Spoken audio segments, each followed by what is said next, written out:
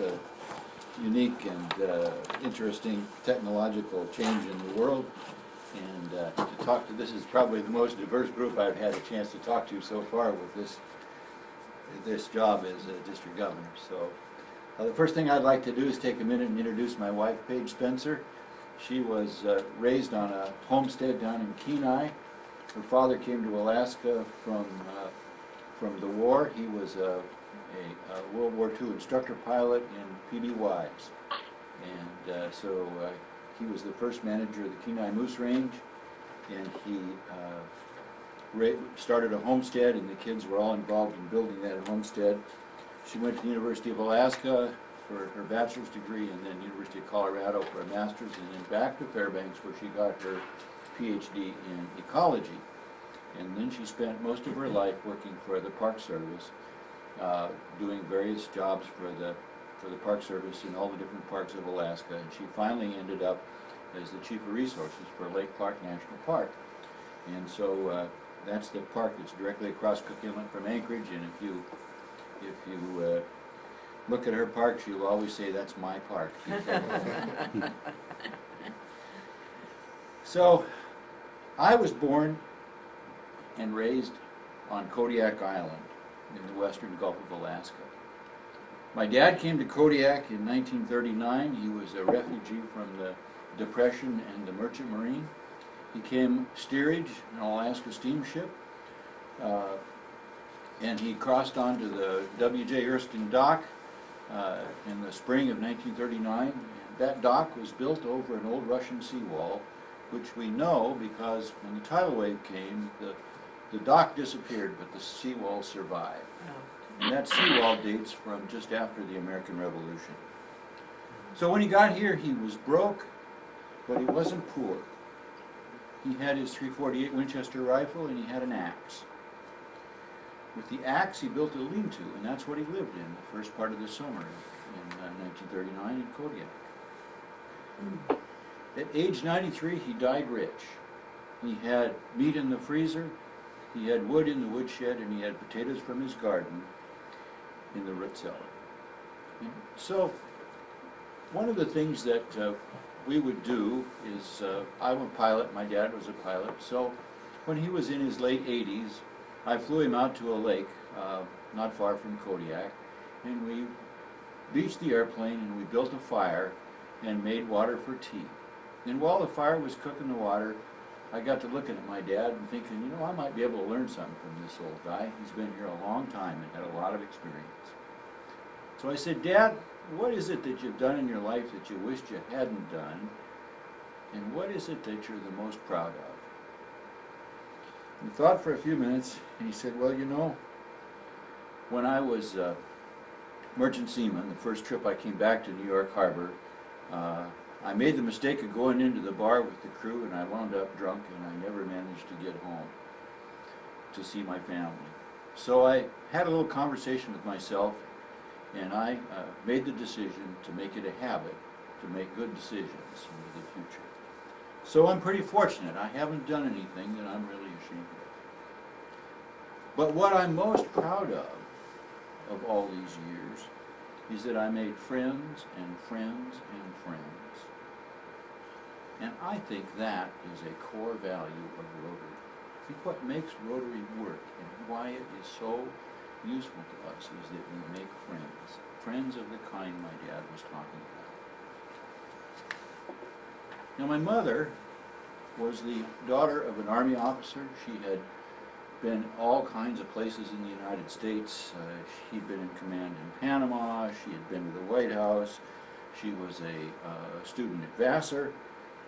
And she came to Kodiak in 1940. And it's always amazed me that she was able to adapt to that basically native village in 1940, given her background. She was married, they were married in the Baranov house, which was built by the Russians, again, just after the American Revolution, and it still stands today. 16-year-old Bob Johnson, who is still a Rotarian in Kodiak, played the piano for their wedding. And along came World War II, and it brought great changes to Kodiak. And my mother became a volunteer at the Army Hospital. The U.S. Army built a major regional hospital in Kodiak, and it was the place where they brought soldiers who had been injured in the Pacific War and who were suffering from malaria. And they flew them to Kodiak because they believed that that climate was better for malaria than other places. They had serious wounds.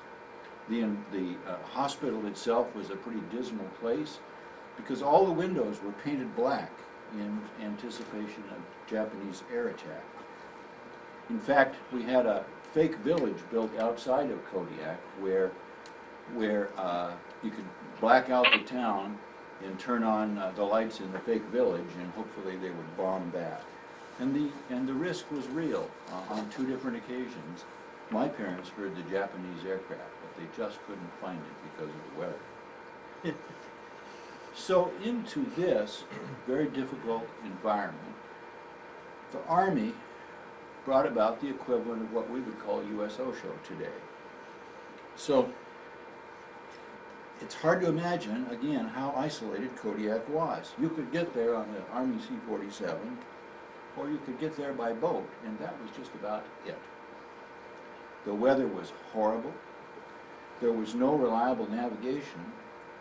Whole fleets of Navy planes would take off from the Kodiak base out to the Aleutian chain and just disappear. It's never to be heard from again. The only reliable news that they got because of military censorship was Tokyo Rose, who was broadcasting on the shortwave radio from Tokyo. She was a Japanese American who was a part of one of Japan's propaganda machine. But she told them the truth about what was going on. And so everybody listened to Tokyo Rose, and in fact her information was so accurate that one morning my dad turned on the shortwave radio and Tokyo Rose came on and said she wanted to bring her condolences to the people of Kodiak, whose power plant burned down the night before. And sure enough, he looked out the window and it was in smolders. The radio, of course, was a battery-powered radio because he didn't have power. So into this environment, this milieu, the Army brought a concert violinist. And I know this story because my mother was there. So he came to the hospital and he played for these injured and sick soldiers. When he got done, he put his violin on a table where they could see it and come to it. And he said, "You are welcome to come and look at it, and if you would like, you may pick it up. But please be careful, because I wanted to do my very best, and so I brought the Stradivarius to Kodiak, to that place." And I think that's what Rotary Vocational Service is all about. We take our vocations and we use that in a way to help others along with making our living. And that's what this guy is doing. Now, 56 years ago, you don't have to do the math, I was 10. I was working on the P Cross Ranch at the very end of the road in Kodiak. And I think P stood for poor and the cross stood for hope, because ranching on Kodiak was always very tough. The grass just that they originally saw didn't come back after it got cut and used. And so the cattle ranching was a very difficult proposition. And so I was working for Joe Beatty, and at 5:30 every morning, Joe would lean out the door of the main house and yell across to the bunkhouse where I was sleeping, and he would yell, "You're burning daylight." And I'm sure that John Wayne stole that line and put it into his movie, The Cowboys. So what that meant is it was time for me to get up and wrangle horses. So the way we did it is we had a herd of horses in a large pasture that would support them, and we'd always keep in one horse in a small pasture which wouldn't support more than one horse, but that horse stayed there. And so I would go out to that small pasture with a halter and a sack of oats, And of course, the horse liked that, so he would come have the oats, and I'd put the halter on him, and then I would saddle that horse and ride him out into the huge pasture. And I'd ride until I found the horses. And as soon as they saw me, they knew that I was good news, and they would bolt for the barn. And that was really exciting for me, because that was the one occasion on a day on a ranch that I got to run the horse. Because if you know how about working stock, you don't run the horses. But I got to gallop back with the herd. And by the time I'd get to the barn, all of the horses would be lined up in their individual stalls. And I once asked Joe, in later life, how did you train your horses to do that? And his answer was simple. He said, I trained them with kindness. So I'd put my horse in its stall, then I would give each horse a can of oats and an armload of hay, and only then did I get to go have breakfast. And that was my first lesson in Rotary's principle of service above self. You feed the horses first, and then they'll take care of you.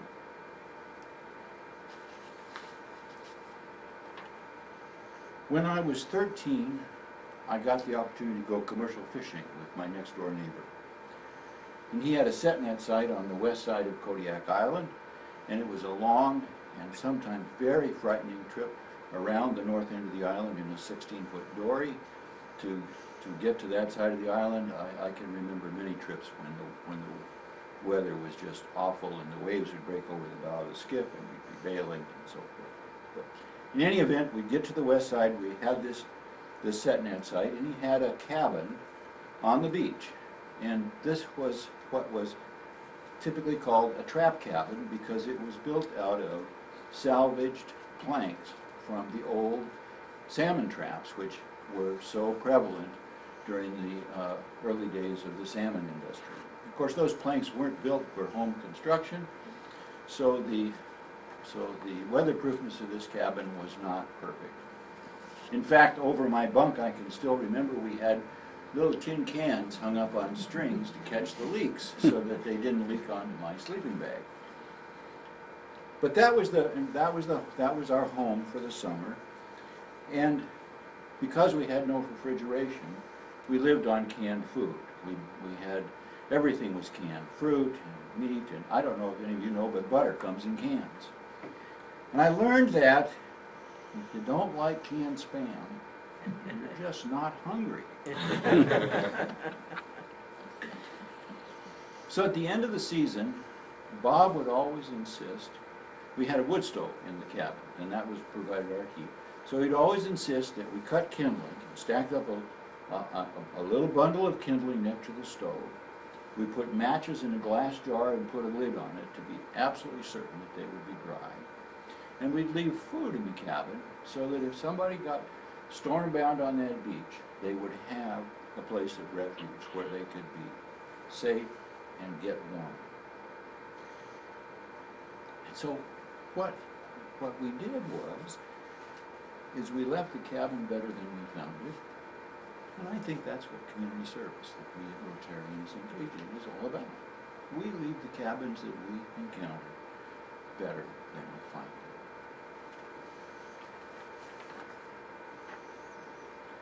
Some of you will, I don't know if anybody here will remember, but in 1964 we had a hell of an earthquake.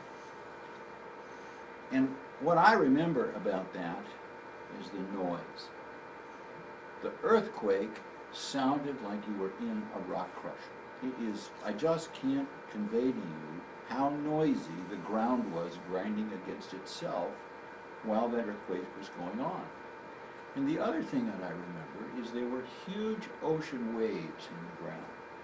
They were as wide as this room, 20, 30 feet wide and 10 feet high. And these waves would just go one after another after another. You couldn't believe what you were seeing because the earth can't do that, but it did. And then it stopped. We looked around, we were okay. The house was okay, cars were okay, everything seemed to be okay. In fact, there was no damage from the earthquake. I called my dad on the phone because he had a hardware store in town. I was out on the Navy base. And I said, Dad, the store must be a mess because I assumed that all the cans of paint had fallen off the shelves and broken. He said, no, it's fine. There's no damage. And then about a half hour later, we had a tidal wave. And the tidal wave destroyed the town. People were killed. Fishermen who, in anticipation of that, tried to save their boats because they had some notice because the harbor filled up and then it emptied out, and the tide was doing crazy things. So fishermen tried to save their boats and they took out of the harbor. If they went left down the near island channel, they drowned. If they went right out into Woman's Bay, they survived.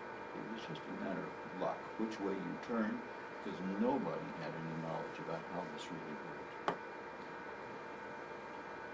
So that summer, I went to work on the Bar Z Ranch, which was owned by Joe Zentner, which was one next door to the one that I had been on earlier. Joe raised 400 head of Angus cattle alone. And I don't know how he did that, but it was an amazing accomplishment.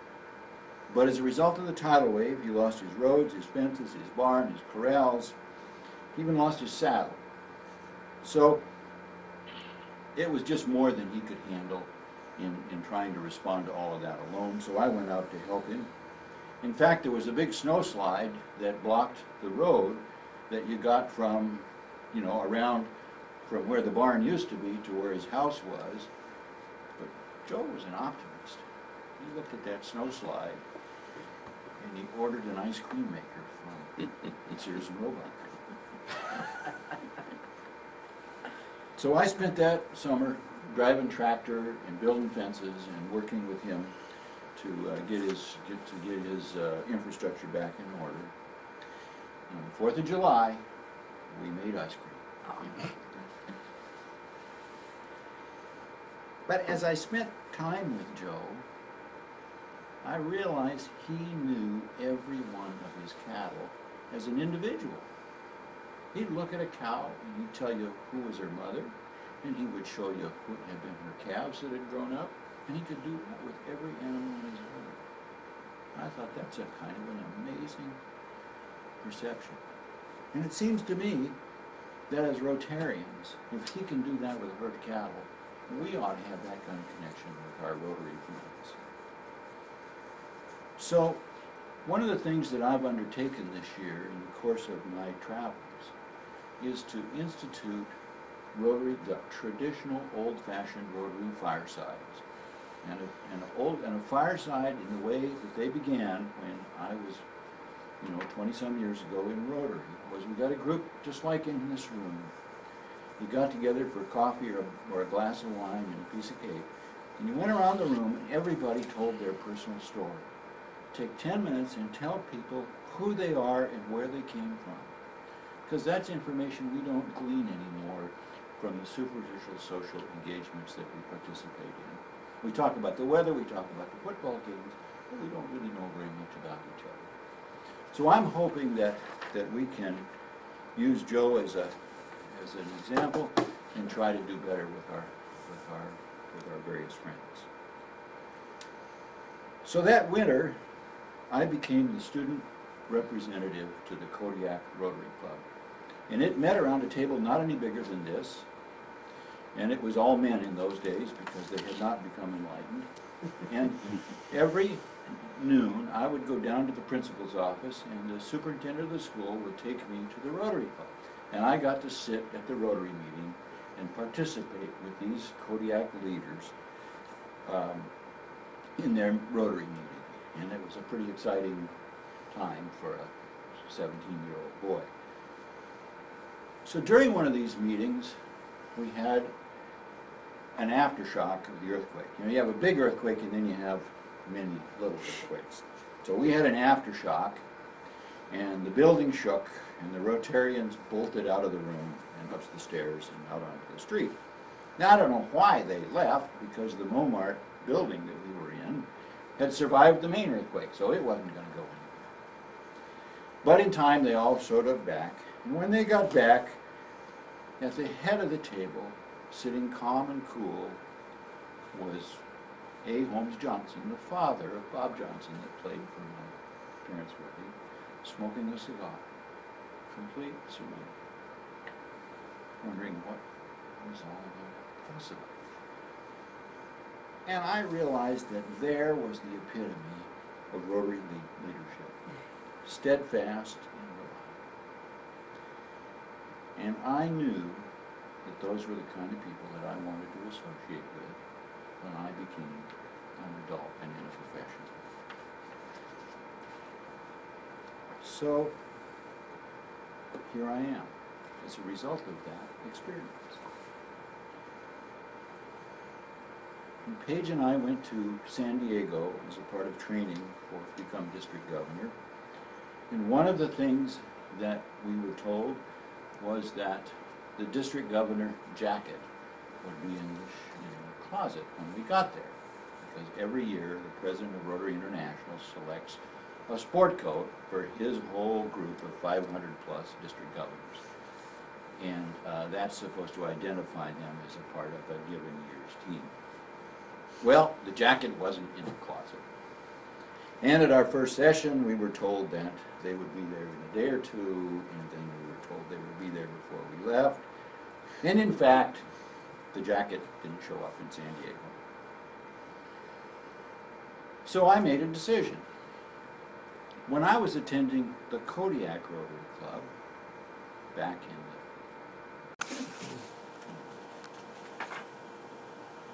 So Filson still has a watch pocket. And I have here my grandfather's pocket watch. It was made in 1905, and it still keeps good time. If there was anything I wanted to put on the screen for this whole presentation, it would be a picture of the inside of this watch. Because if you could see it, you would see that all the parts are engraved.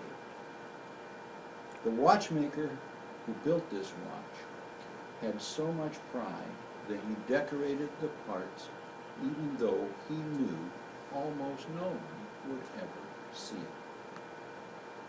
And I think, just like that watchmaker, Rotarians honor the four-way test, whether someone is looking for it.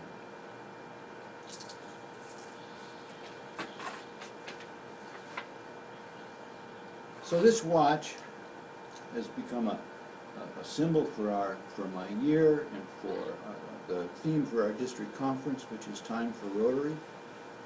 And it came out of what I guess it would be called a recognition on my part that Rotary seemed to be making more and more demands on people's time that was not well related to their basic task of providing fellowship for each other and service to others.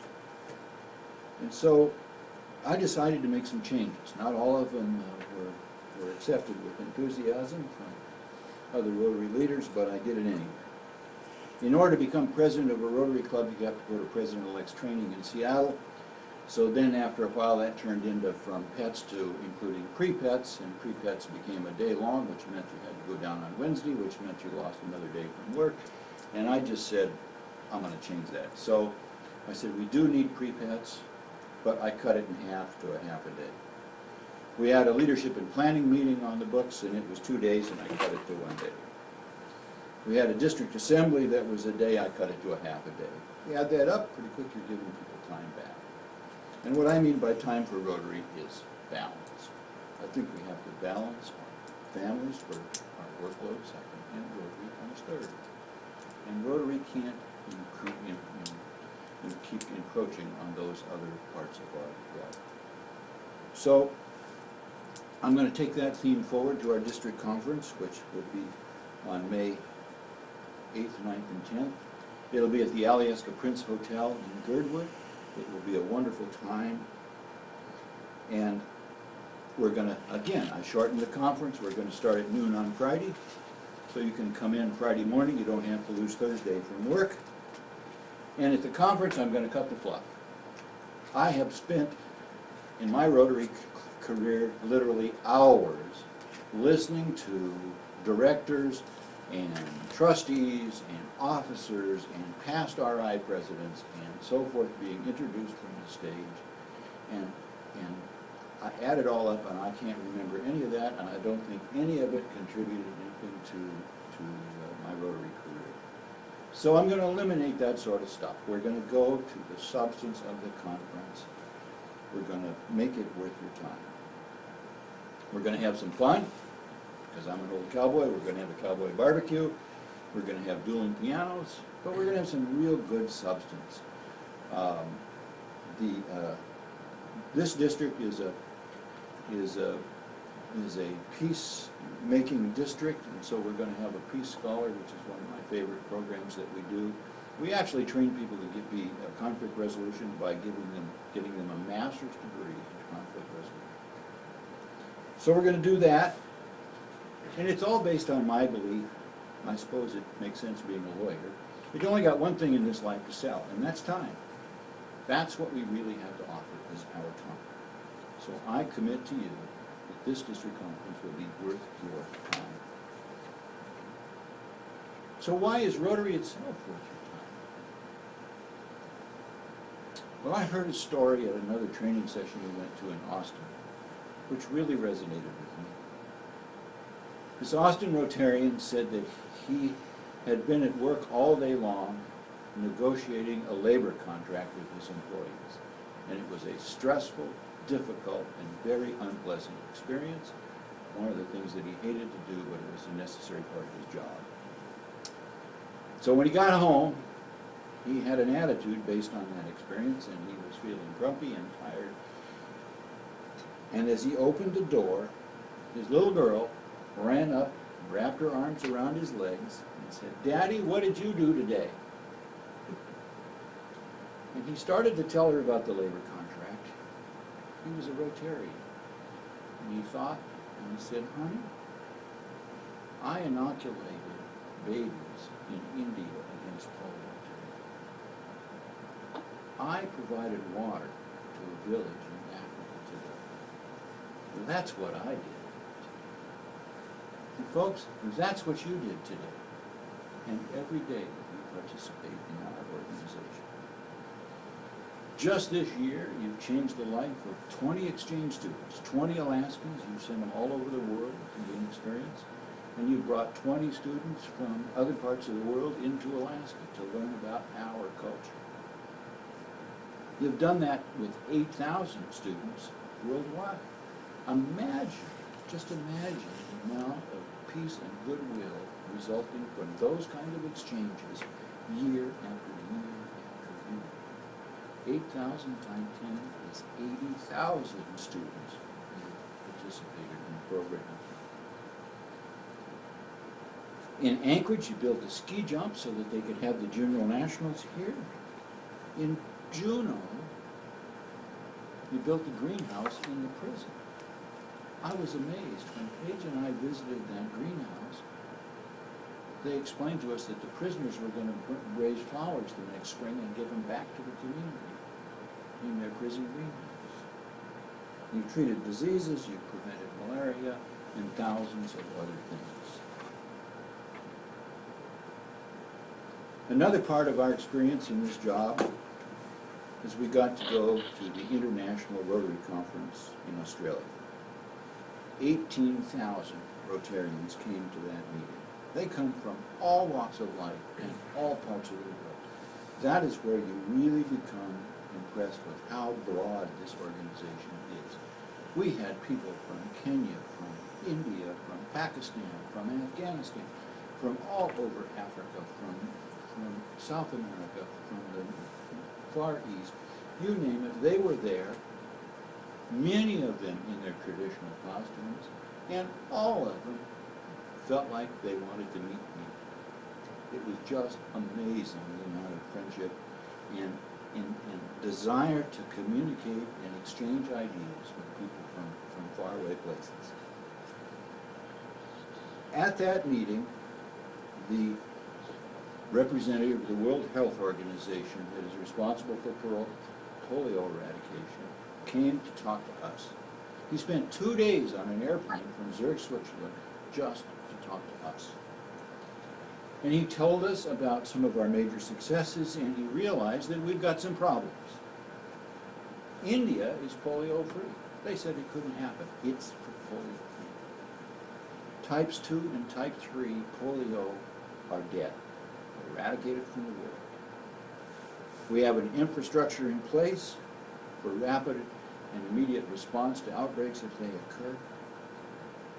When we started, there were 350,000 cases of polio every year. We're down to 200. That's an amazing accomplishment. It's a result of Rotary's involvement. The current plan is to have polio eradicated by 2018.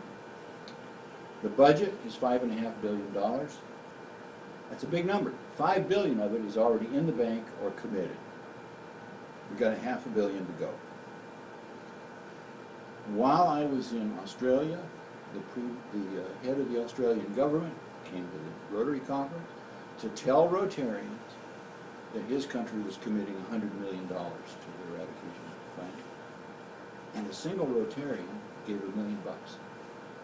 So there's a lot of support for this program still. And Bill Gates will match every dollar that you contribute to polio eradication 2 for 1. You give $5, he'll give 10.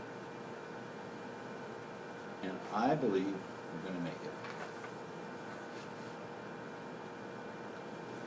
So when I was 45 years old, I had a 5-year-old son, and he was small for his age, and I was afraid that he was going to be bullied as I had been bullied when I was young. And I didn't want him to experience that. So I enrolled him in a local karate school, and after a few weeks of sitting on the bench, I decided that that was pretty boring, so I joined the class. Now, a good karate student can earn a black belt in 4 years. An average student who dedicates themselves to the process can earn a black belt in 6 years. It took me 10. And it took me another 5 to earn my second degree. And as you can imagine, there were times during the course of that when I was pretty discouraged. And I would talk to Sensei, and he would say, Dick, you can't fail, you can only quit. You can't fail, you can only quit. And I think that's the same thing with respect to polio. If you don't quit, you won't fail. We have made steady progress, just like I did toward my back. Just keep it up, we will get there. I have one final thought. There's a Chinese proverb that says, a courtyard common to all is swept by none. A courtyard common to all is swept by none. Sounds pretty reasonable. But you know what? Rotarians prove it's not true. Because Rotarians sweep many common courtyards. And as a result of that, I'm sure I was right when I said I wanted to associate with Rotarians when I finally became an adult. And I'm very proud to be part of this organization, and I hope you are as well. Thank you. All right. Okay, what I'd like to do is thank you very much for your presentation. I really appreciate that. And looking at who's on the line and I can tell about, I think Julie is right. If you could just send out a note to everybody and we'll vote electronically on the slate of officers, that's the only smart thing to do. And the next thing is, one of the things, getting around the table and talking. I will be back in Alaska for a week in the last of January, so I'm going to set up a time. Anybody that's around can come sit around. We'll have a cup of coffee, cup of tea, and get to know each other better and work on our Rotary family. Now, let's see what else we had here. Does anybody else have anything they'd like to bring before the group? This is George, I will be in town for the grandsons hockey games, 18th through the end of the day on the 21st. I've also talked with one of our E-Rotarians about having a meeting during that time, and I had a meeting a week ago with him discussing some of the possibilities of what we can do to get ourselves off the ground financially and maybe moving forward on a major project. If anybody down there would like to set up a meeting somewhere along the time that I'm in town, why, that would be good. I will be in Fairbanks from the 21st to the 30th, so there's some other possibilities as well. Okay. This is Dick. This is Dick. Somehow we got to figure out how to do a board meeting so that I can participate in one of your board meetings. So as you guys are discussing how to bring this about, be thinking about that. We need to do that. You know, it doesn't happen to happen this month, but we need to do it in the reasonably near future. Okay, this was a club meeting today, which we took place. We deferred our board meeting for this month to have your club meeting. Our next club meeting, our board meeting, excuse me, will be on the 10th of January, same time, 10 o'clock, be a go-to meeting type event. And if you're available, we'd love to have you at it.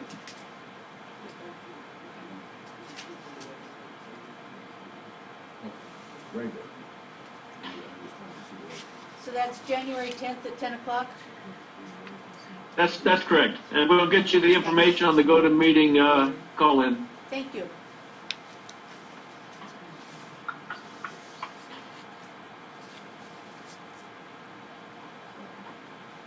Okay, I guess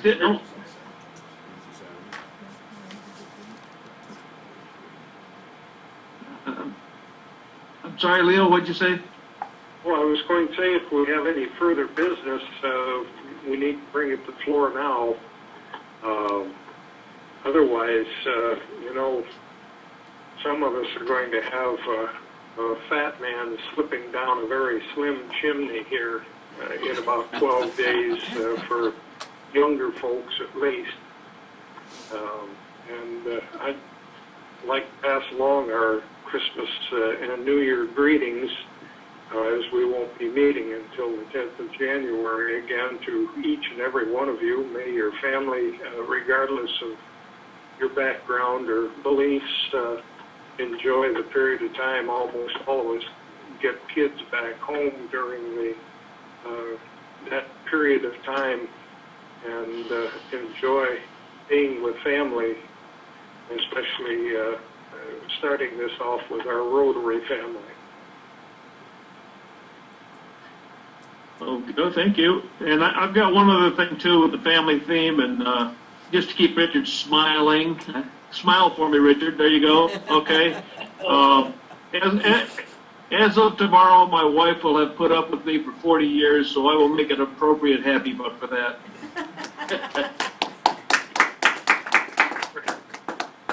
Really glad we're happy. Okay. Hi, Terry. Just saw your picture show up there for the first time. I know. Okay. I've been listening in. Excellent. Okay, thank you everybody for coming to the meeting. Does anybody have any other questions for Dick, or do you have any questions for us? Well, once again, thank you very much, Dick, for being here. And with that, I think we probably ought to just say Merry Christmas, Happy New Year's to everybody. Merry Christmas. Merry Christmas. Merry Christmas. It's a celebration of Santa Lucia. You've gotten through our first. Wish you all well.